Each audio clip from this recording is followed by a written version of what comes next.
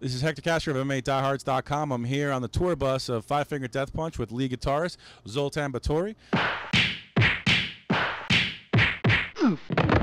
Featured in this month's Fight magazine. You know, you have a passion for MMA. This morning, we met up nice and early. We drove over to Renzo Gracie Academy here in Homedale, New Jersey, and rolled a little bit with Hollis Gracie and some of your crew members. Talk about your training when you're usually on tour. Martial arts was always a part of my life, you know what I mean? It's kind of the bug once bites you, you're always there. Anytime when we are on tour, I kind of, I have judo mats that basically fold up and I carry those, but lately, best case scenario is when we actually find a dojo somewhere around and then we go to the scene, you know, go out there and actually roll there.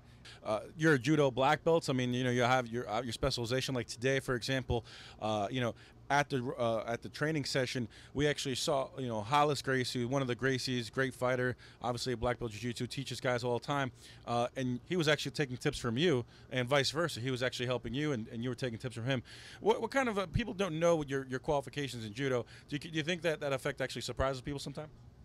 Well, you know, it's depends where you are. You know, Europe is really, judo in Europe is a very, very common thing because that's an Olympic sport, you know.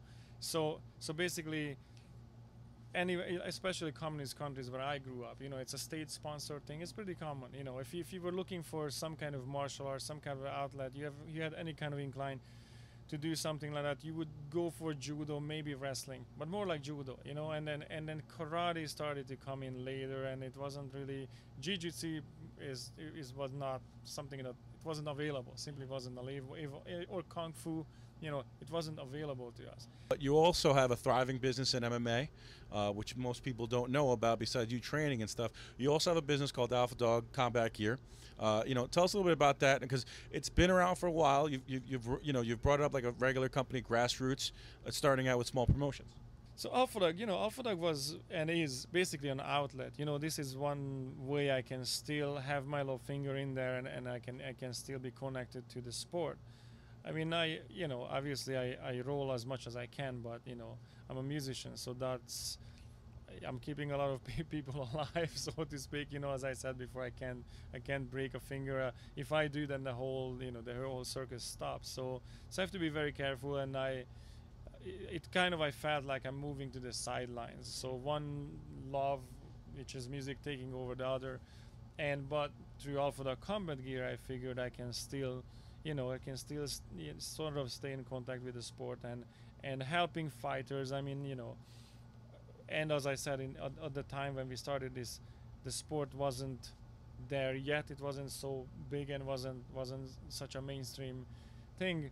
You know, it was really cool, you know, grabbing fighters who we thought were really cool and help them, and we would fly them somewhere.